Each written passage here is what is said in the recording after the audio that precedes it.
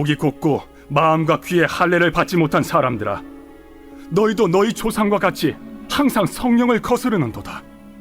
너희 조상들이 선지자들 중에 누구를 박해하지 아니하였느냐?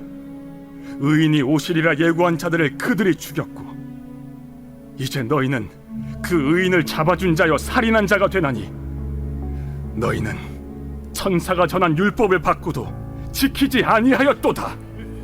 그들이 이 말을 듣고 마음에 찔려 그를 향하여 이를 갈거늘 스데반이 성령 충만하여 하늘을 우러러 주목하여 하나님의 영광과 및 예수께서 하나님 우편에 서신 것을 보고 말하되, 보라, 하늘이 열리고 인자가 하나님 우편에 서신 것을 보노라.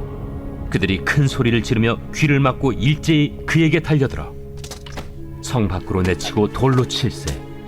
증인들이 옷을 벗어 사울이라 하는 청년의 발 앞에 두니라. 그들이 돌로 스데반을 치니 스데반이 부르짖어 이르되, 주 예수여, 내 영혼을 받으시옵소서. 무릎을 꿇고 크게 불러 이르되, 주여, 이 죄를 그들에게 돌리지 마옵소서. 이 말을 하고 자니라. 사울은 그가 죽임당함을 마땅히 여기더라. 그날에 예루살렘에 있는 교회에 큰 박해가 있어 사도 외에는 다 유대와 사마리아 모든 땅으로 흩어지니라. 할렐루야. 오늘도 온라인 말씀 묵상을 통해 하나님께서 우리에게 은혜 주시기를 바랍니다. 이제 스데반 집사는 자신들의 이야기가 아니라고 생각하던 청중들에게 바로 당신들의 이야기입니다 라고 선포합니다.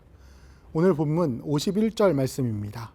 목이 곧고 마음과 귀에 할례를 받지 못한 사람들아, 너희도 너희 조상과 같이 항상 성령을 거스르는도다. 스데반 집사는 듣고 있는 청중들을 이렇게 평가합니다. 목이 곧은 사람들, 마음과 귀에 할례를 받지 못한 사람들, 성령을 거스르는 사람들. 바로 나는 아니야 라고 생각하던 사람들은 이 이야기를 듣고 충격을 받았습니다. 오늘 본문 52절에서 54절 말씀입니다. 너희 조상들이 선지자들 중에 누구를 박해하지 아니하였느냐? 의인이 오시리라 예고한 자들을 그들이 죽였고, 이제 너희는 그 의인을 잡아준 자요 살인한 자가 되나니, 너희는 천사가 전한 율법을 받고도 지키지 아니하였도다 하니라. 그들이 이 말을 듣고 마음에 찔려 그를 향하여 이를 갈거늘. 스데반 집사는 사실은 당신들에게 하는 이야기다. 목이 곧은 사람들, 마음과 귀에 할례를 받지 못한 사람들, 성령을 거스르는 사람들, 여전히 죄의 굴레에서 벗어나지 못하고 하나님께 불순종하며 범죄한 이들이 바로 당신들이라고 고발합니다. 이 고발은 듣는 사람들의 마음을 찔렀습니다. 그러나 안타깝게도 청중들의 마음 가운데는 회개하기는커녕 스데반 집사를 향한 분노가 불일 듯 일어나기 시작했습니다. 악의 편범성이라는 말이 있습니다. 2차 세계대전 때 유대인 집단 학살을 자행한 전범이었던 아돌프 아이히만이 법정에서 줄곧 무죄를 주장했던 사례를 다루며 더글라스 켈리라는 심리학자가 사용한 용어입니다. 우리나라에서도 2021년도에 서울시에서 디지털 성범죄 가해 학생 상담 사례에서 90%의 학생이 이것을 범죄라 생각하지 않았다라는 조사 결과도 있습니다. 우리는 하나님 앞에 목이 곧고 마음과 귀에 할례를 받지 못한 사람들입니다.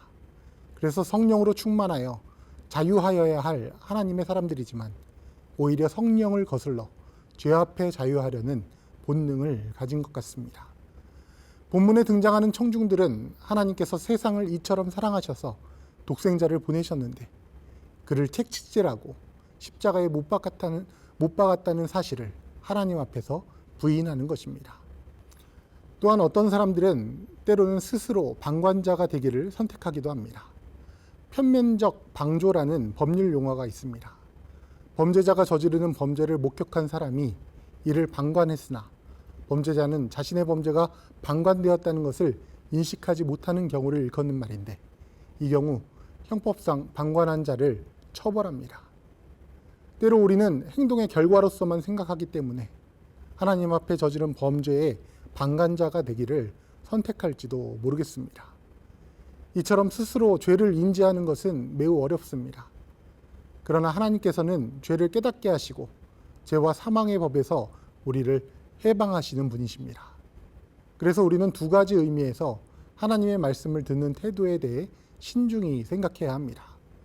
첫 번째로는 겸손한 자세로 하나님의 음성을 듣는 것이고, 두 번째로는 들은 대로 하나님의 말씀에 순종하며 말씀을 전하는 사람이 되어야 합니다. 오늘 본문 55절에서 56절 말씀입니다.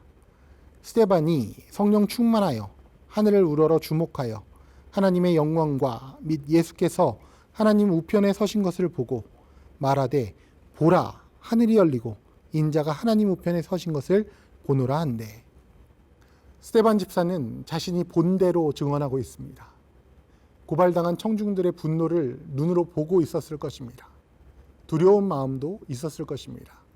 그러나 스데반 집사는 분노한 청중들 앞에서 하나님께서 보여주신 대로 선포합니다. 스데반 집사가 하나님께 받은 대로 전할 수 있는 이유는 무엇입니까?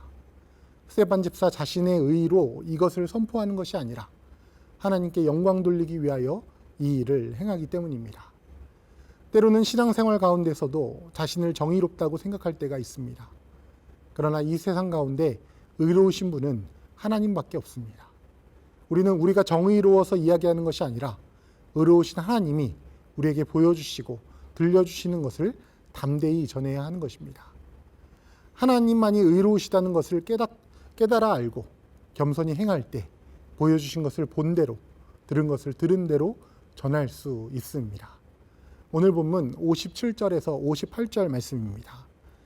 그들이 큰 소리를 지르며 귀를 막고 일제히 그에게 달려들어 성 밖으로 내치고 돌로 칠세, 증인들이 옷을 벗어 사울이라 하는 청년의 발 앞에 두니라.